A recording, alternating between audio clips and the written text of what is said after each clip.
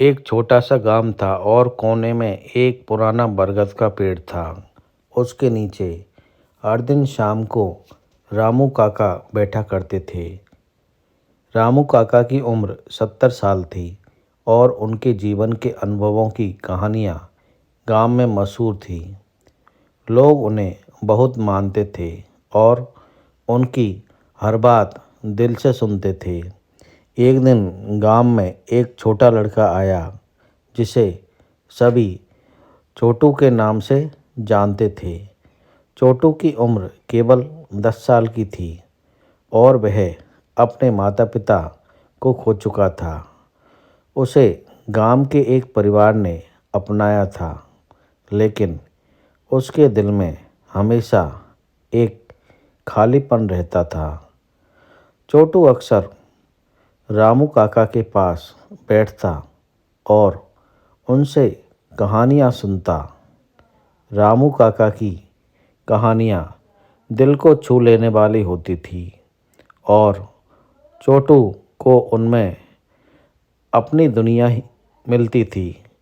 रामू काका ने भी छोटू में अपने बचपन की झलक देखी और उसे अपने बेटे की तरह प्यार करने लगे। एक दिन रामू काका ने छोटू से कहा, बेटा, क्या तुम जानते हो कि इस बरगद के पेड़ के नीचे एक खजाना छुपा है? छोटू की आंखें चमक उठी। उसने पूछा, कहाँ काका? मुझे बताओ, मैं उसे ढूंढूंगा। रामू काका ने मुस्कुराते हुए कहा, धैर्य रखो बेटा, सही समय आने दो। जब तुम्हारा दिल सच्चा होगा और तुम इस पेड़ की जड़ों को समझ पाओगे, तब तुम्हें खजाना मिलेगा। समय बीतता गया और छोटू रामू काका की बातें ध्यान से सुनता रहा। एक दिन गांव में एक बड़ा तूफान आया और सब कुछ तहस नहस कर गया।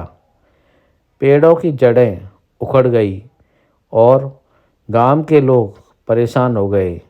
उस तूफान में रामू काका का भी निधन हो गया। छोटू का दिल टूट गया, लेकिन उसने काका की बातें याद रखी।